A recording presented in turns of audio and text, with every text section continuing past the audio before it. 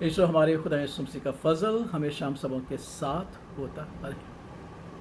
ایسو خوش رہنا بہت اچھی بات ہے، کیونکہ ہم دنیاوی اعتبار سے اور دنیا کے فلسفے کے اعتبار سے بھی اس بات کو جانتے ہیں کہ جب ہم خوش رہتے ہیں تو ہم ذہنی اور جسمانی طور پر تندرست اور صحت مند ہوتے ہیں اور ہم خوش باش نظر آتے ہیں۔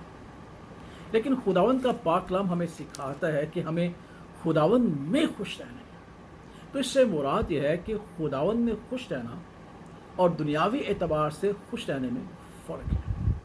جب ہم دنیاوی طور پر خوش ہوتے ہیں تو ہم جسمانی اور ذہنی طور پر تندرست اور صحت مند نظر آتے ہیں، لیکن شاید روحانی طور پر بوجھے ہوتے ہیں۔ اور جب ہم خداوند میں خوش ہوتے ہیں تو اسی سے ہم کامل طور پر، مکمل طور پر ذہنی، جسمانی اور روحانی طور پر صحت مند اور تندرست رہتے ہیں۔ کیونکہ جب ہم جسمانی طور پر خوش رہتے ہیں تو ہماری خوشی وقتی ہوتی ہے اور وہ ہماری حفاظت اور نگہبانی نہیں کر پاتی۔ اکثر ہم دیکھتے ہیں کہ بہت سارے لوگ جب نہایت خوش ہو جاتے ہیں تو گر جاتے ہیں، ان کو سہارا دینا پڑتا ہے۔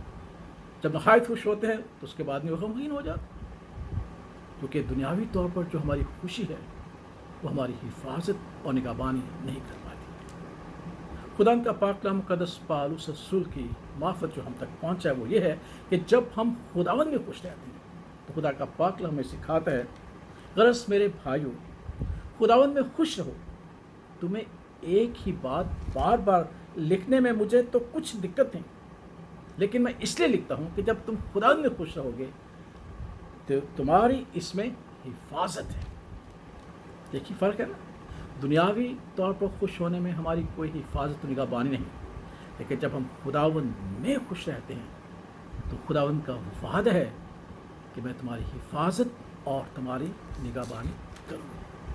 اس لیے مقدس پالوس رسول پھر یہ کہتا ہے کہ خداوند میں ہر وقت خوش رہا کرو، ہر وقت خوش رہا کرو۔ پھر کہتا ہوں خوش رہا کرو، تمہاری نرم مزاجی سب آدمیوں پر ظاہر ہو۔ خداوند قریب ہے، کسی بات کی فکر نہ کرو، بلکہ ہر ایک بات میں تمہاری درخواستیں دعا اور منت کے وسیلہ سے شکر گزاری کے ساتھ خداوند کے سامنے پیش کی جائیں، تو خداوند کا اطمینان جو سمجھ سے بالکل باہر ہے تمہارے دلوں اور خیالوں کو مسیح یسوع میں محفوظ رکھے گا۔ اب آپ کو فرق نظر آیا کہ ہم کیوں خداوند میں خوش رہیں؟ کیونکہ جب ہم خداوند میں خوش رہتے ہیں تو ہم محفوظ کیے جاتے ہیں، ہماری حفاظت کیے جاتے ہیں۔ خدا اپنے پاک فرشتوں کو ہمارے چوکٹ کر دیتے ہیں، کوئی وبا ہمارے خیمے میں نہیں آتی، کیونکہ خداوند کا وہ اطمینان جو ہماری زندگی میں ہوتا ہے، جو سمجھ سے بالکل باہر ہے، ہمیں خداوند میں محفوظ رکھتے ہیں اور ہماری زندگی میں ابدیت، ہمیشہ زندہ اور خوش رہنا، ہمیشہ کی زندگی کے تصور بدل جاتی ہے۔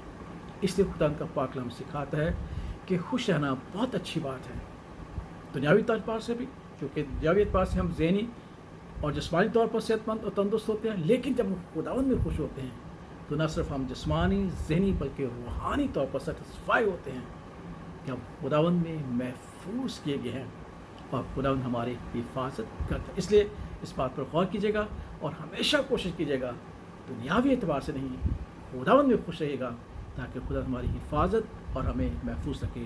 خدا اس کلام کے وسیلہ سے ہمارے ایمان کو تقویت بخشے، آمین۔